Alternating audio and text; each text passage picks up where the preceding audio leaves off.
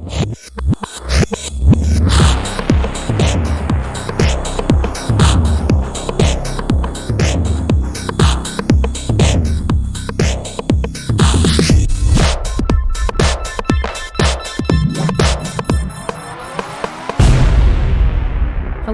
welcome back to another episode of Lifestyle MD. I am your host, Dr. Angela, and this is episode number 10. So in this episode, I was intending to do an interview with my husband. We were going to discuss how we partner together, and in a real twist of irony, we have found it very difficult to find time to record this podcast together. But I will tell you that in our partnership, we are often doing a lot of trading off. So if I am going to be working out on a certain day, or if it is his day to prepare a meal, that means the other person is taking care of the other responsibilities, namely making sure that our son is squared away, whether that's spending time with him and playing or helping him get ready for bedtime, whatever that may be. So when we do have those moments of free time, it's usually something like a date night. So we have not had a date night in the last 2 weeks. Actually, we had one at the beginning of 2 weeks ago, but that date night was not a podcast date night. So I think in order for us to actually record a podcast together, we're actually going to have a date night. The question is, do I really want to spend our date night recording a podcast? I don't know. We'll have to talk about that. Until that happens, let's get into it.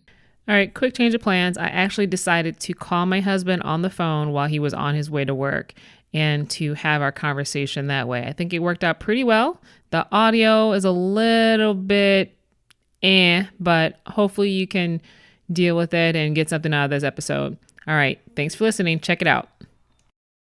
All right, you driving? Yeah. Okay. So I decided to do something corny. I am recording my podcast. And then I just had this funny idea. Well, what if I just called you for a few minutes to get your input on it as I'm recording it, at least in the beginning here? How's that sound?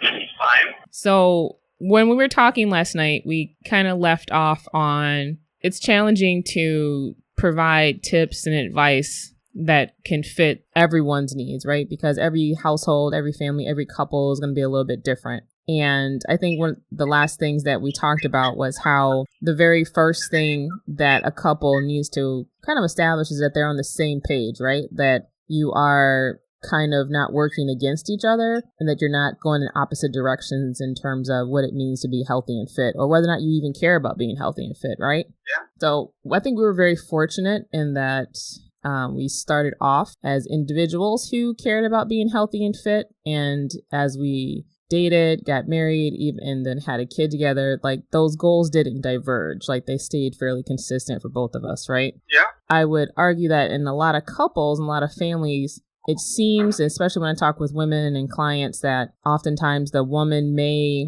have that goal or may have been able to do those things before marriage and before children, but once they get married and maybe even have children or just get later in life, they tend to diverge from that. And maybe not intentionally, but it just becomes a lower priority. Would you say that you've seen that in your relationships as well? Yep, that's true. Yeah. So, I mean, what do you think contributes to that from a spouse perspective? For women diverging or anyone? Well, let's start off with anyone. And if you think that's different than for women. I guess for anyone, you obviously have a family, so you have more things going on than just what you want to do. They have to take into account. And so that's there's less free time to do whatever you want, whenever you want. And then maybe some people feel like you said, that not everybody's going to want to go along the same way. If you're a person who has to work out in a gym, or that's where you prefer to work out, and then maybe you realize that you don't want to spend that money, or that the time to go do it doesn't make sense, or you move somewhere away from the gym you prefer. There's a bunch of different things, I guess, you could use as a reason to not go or not work out or whatever. Because as you know, I think most gyms have a big majority of their clients who have a membership and they don't really use it. So, and then I think for moms, probably it's just a shift of priorities, and they don't put the value in their own, physical fitness, well-being, whatever that they did before. It's not because they don't want to, and it's not because probably the kind of cynical, like, well, I'm already married, I don't have to worry about what I look like. I don't think it's that either, but just that they don't see that them working out as a value to the family or something like that. That's my guess. But they should. I mean, being happy with themselves and feeling healthy and wanting to do those type of things. There's a lot of little things that just go along with it, habits, tendencies, etc. That then you kind of get away from all of it, and maybe you look back and you wish you didn't. So I would say it's easier to try to maintain something than to stop altogether. Let's say shortly after having a baby or something. I'm sure that's not easy to do physically, and then from a time standpoint, of course, because babies demand so much time. Yeah, and I think you very accurately are kind of reflecting that it really comes down to trade-offs and priorities. As you become a wife and then you become a mom, sometime shortly thereafter, I feel like I didn't expect it, but as a mother especially, my first priority isn't always to think about what do I want to do or how do I take care of myself? It's how do I take care of this little person? Or how do I take care of, how do I, make sure our family is squared away? And that's not to say that husbands and spouses don't necessarily think about that, but I don't think it's not at the front of your thoughts. Like as a mom and a wife, it's like at the very forefront of our thoughts. But as a dad, and as I see looking at, as a wife looking to a husband in a spousal relationship, it's just not your natural tendency to think about those things first. Now, would you agree with that? For the most part, yeah. I just think there's a different the thought patterns or the main concerns are different, right? The mother, the woman definitely worries about more minutia, more things, maybe more planning type things, whatever. I agree with that. And the guys maybe are a little more simple. They're just like their nose to the grindstone, just work. You know what I mean? I feel like that's probably more what it is. So they're wanting to make sure that they're providing and earning and doing that part of it, because mainly early on with a baby, that's about all they can do, right? I mean, on a regular basis. I mean, that's really interesting that you say that. Men and women have different roles. We're just, naturally have different tendencies and we're capable of doing different things. But I'm very much career driven, and I mean, that's how we started off, when we were married and I was independent. I mean, we got married when I was, older, and I've always been very career driven. So it's an interesting dichotomy. And I think that's probably true for a lot of women physicians, and why I specifically speak to women physicians and maybe even just women professionals in general. That's where that kind of gets turned on its head a little bit. I think this is a good point. The tendency in couples and in men and women, wives, husbands, kind of like a societal expectation or a cultural norm. You feel, and maybe you're acting on that tendency or that desire or that need to be the caretaker, or in the sense of financially the breadwinner, the worker, the one who, takes care of those things. Like that's what you are culturally, you were taught that somewhere along the way, either directly or indirectly, right? Like that was what you were made to believe, right? And not that that's not entirely true, but if you think about it realistically, it's actually not true all the time. Yeah, I know, but that's what I was saying was early on with a baby, then the husband there then is not able to do very many things. That's what I'm saying. I'm saying all along, no matter how much time you take off from work, somebody needs to be still working. Obviously, I know you still earn money because you have maternity leave and all those things. That's not what I'm saying. I'm just saying that that's what a husband is going to do, because that is what a husband can do at that time. Well, and whether that changes or shifts and goes back, that's another thing. Yeah, this is still a very interesting conversation. This is not where I was planning to take this, but again, I'm a physician and I'm speaking specifically to high earning women, right? And many, but not all, many will choose to go back to work. And some women are torn with the notion of, do I continue my career or do I focus primarily on being a mom? Or trying to do it all, so to speak. I know that there's a little bit of a tug and pull that happens there with trying to be a mother and be a wife and, in my case, be a physician and do all the things. And that's definitely a challenge. But I would also challenge the notion that there's nothing that the father can do in that time period. Although the father may not be directly engaged in immediate caretaking of the baby, but the mom, she needs a break, right? What you're not speaking to is all the things that you did and do that allow me to be more than a mom, so to speak. Like what's helped us to be successful is the fact that I motherhood is very important to me, but I still very much enjoy my career. I still very much enjoy doctoring, but it's hard I can't be 100% present in all of the roles and responsibilities that go along with being a mother and a caretaker of the household and a manager. I can't do all of that and do my career. So that's where we have to share roles and share responsibilities. So things like, I'm not necessarily taking care of the household while I'm taking care of the baby. Like, you pick up that, you take care of the dishes, you're helping make meals, you're doing all those things. And so what might happen in some households is where the mom is home with the baby, she may be doing all of those things simultaneously. But in our household, that's not true. And because of that, it allowed me to still, even when I was on leave, to think about, what is my career like? What are the other things I want to do? I was still not allowed to, but I was still able to be ambitious and think outside of the mother box. Yeah, that's true. Right, and I didn't mean to negate the things you said. I just meant for the baby specifically, right? That's what I meant. Mm-hmm. That's where the father, essentially, it's challenging to be able to do much. I mean, I know if you're feeding in the middle of the night and the different things that once you get to that point where that makes sense, that you should do that because, like you said, then you're sharing all that. And then the household stuff as well, right? Because obviously babies operate on a ridiculous schedule. They don't have a schedule. And so to be able to do, to get, like you said, to get everything done, you have to share those responsibilities. And so that you can get back to the, like you said, the planning type stuff and the other things that you're doing. Right. And if couples remain in this locked in mindset that mom only does this and dad only does this, then I think that's where people get stuck, and women can get trapped into the role of self-neglect and taking care of everyone else and not taking care of themselves. Because we talk about marriage and being a partnership, right? And it's very important that you shared something with me recently where Eve was created to be a helper, right? And they went back to the origin of that word helper, which actually meant to be like, what did it say? The mind, or like the... No, it's something like to strengthen the other, something like that. Yeah, to strengthen the other, not subservient or beneath, but to enhance in ways the other person is lacking, right? Right.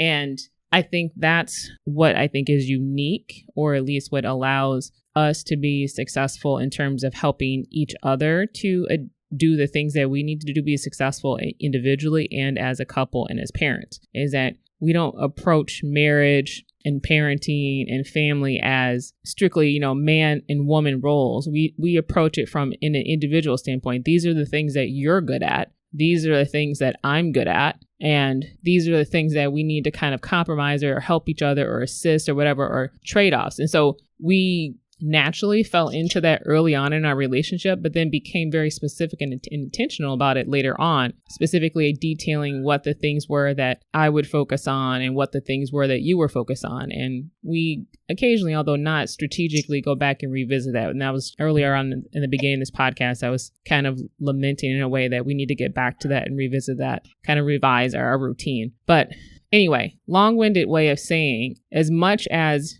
we are traditional in a lot of ways, we are very non-traditional, because I think it's easy to negate, because it's so natural for us to do things that help the other person that we don't think of it. It just happens. I think you said it just fine, really. It's kind of fill in the blanks or do what we're naturally good at doing.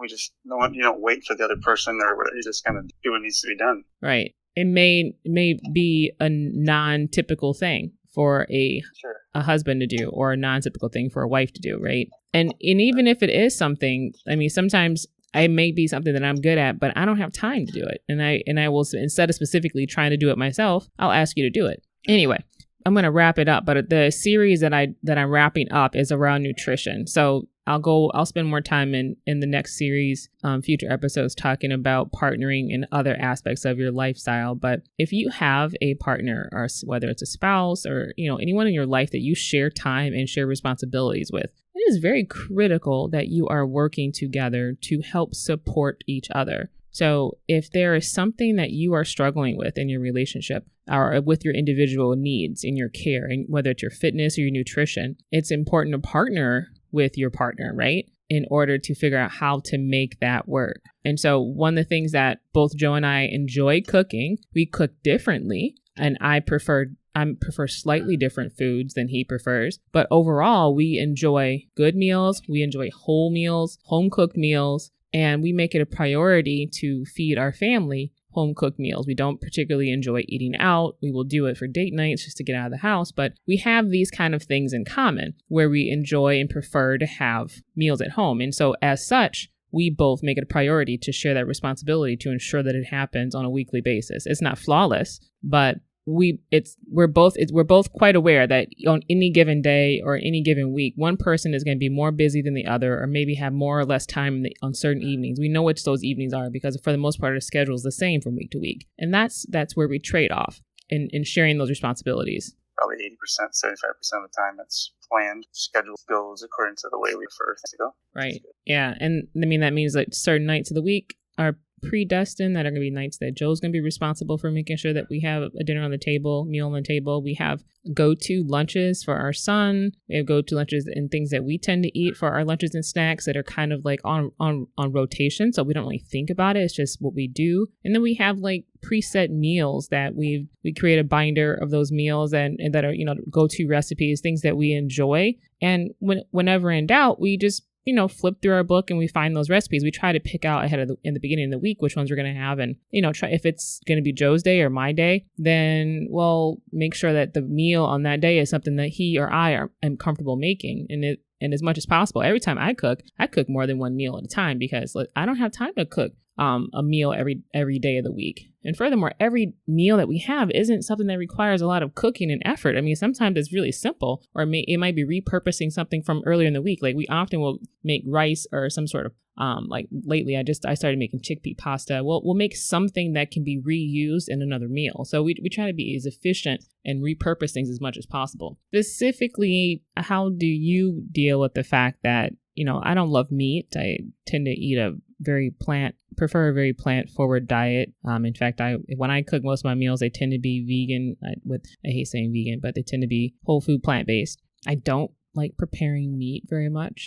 I'll do seafood or fish, but we don't share completely the same palate. I mean, in a lot of ways we do, but not always. I also can't have dairy. So I feel like it's easier for me when I'm cooking because I just make things that I can eat. But how do you navigate that when it's your time to prepare meals? As far as to not the thing that you can not have? Yeah, like now that, this has kind of been an evolution over the course of our relationship. So how have you accommodated that, or how have you, you seem to have adapted to it seamlessly. So, how have you been able to do that?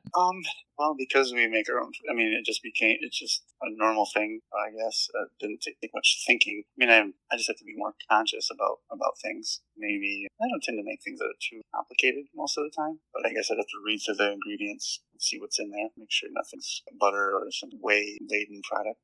But it doesn't bother me. Or maybe once in a while, something will have to, the dish will be maybe finished, and then on your plate it goes there, and then other people's plates, and you add a final thing, which is the thing you can't have. Something like that would be a way to do it. Yeah, and I forgot about the fact that most of your meals tend to be very simple. Like tonight, I think you're making like bacon cheeseburgers, right? And so I'll eat a burger, but basically what's going to happen, I'm just going to have just the burger without, I may or may not have the bacon, but definitely not the cheese, right? So, or when we do pizza night, do you always make the pizza? And there's a pizza that's either got a vegan cheese or lately without cheese. So like there's basically you tend to naturally make things that are very simple, and it's just a matter of not including that ingredient that I can't have. Or I could even we have black bean burgers. I could even have black bean instead of a beef burger. It's kind of daunting to think about starting from essentially nowhere and trying to evolve your diet and lifestyle. But I think the easiest thing to think about is that we started with having very simple eating habits to begin with. And then once you have a simple, healthy, whole food eating routine, tweaking it and planning ahead is not that complicated. The more simple your meals are as a family, the easier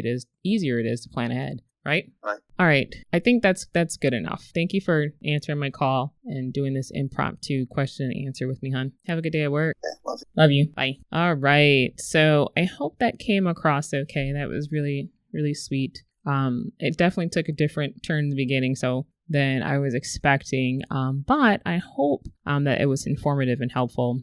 See, my husband and I, we don't think about everything the same. I don't want people to get the impression that we are perfectly in sync, because we are not. But what we do is we try to learn from each other and listen as much as possible, and in a spirit of trying to help the other person, especially like, as you know, we're going to be approaching 9 years of marriage soon. We'll be 10 years next year. It's 9 years in March. No, wait, shoot. 9 years in October. My son will be 6 in March.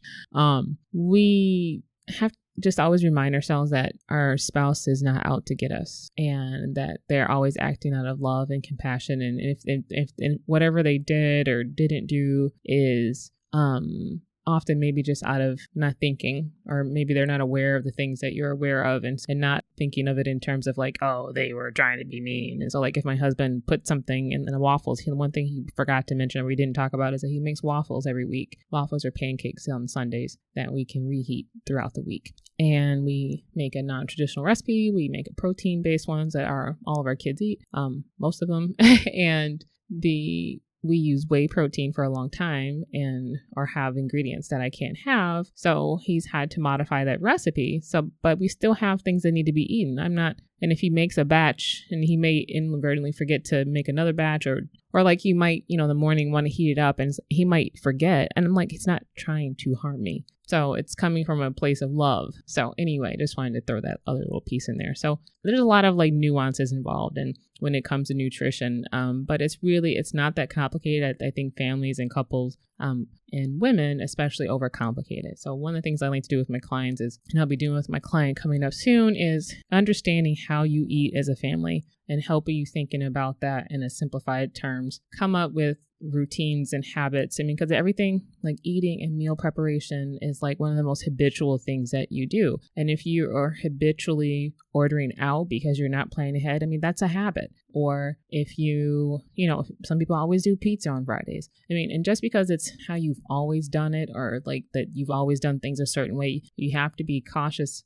with thinking that that's the only way you can do it. Like and there's this general fear that changing things for the family is going to cause a lot of upheaval, and people start feeling nervous or fearful or having lots of angst about it before it even happens. So there's a lot of like feelings that you need to overcome, which people don't think about when it comes to just changing how you and your family eats. And so the first thing we have to do is address those feelings. And then beyond that, we need to be tactical. Let's come up with some recipes and things that'll work for everyone. And that's specifically if you are the one in your family who tends to be the planner. Now, a lot of women are, but not all are. Not all women enjoy cooking. Not all women do all the planning. But I do a lot of that, so I tend to speak specifically to that in the women I coach, and the women that I coach tend to be very like-minded. So, all right, that's it. Kind of a little bit of a babbling episode. I will be following up in a couple weeks here, entering this series. I'm not even going to announce the series. I'm just going to surprise you. But we'll be entering a new period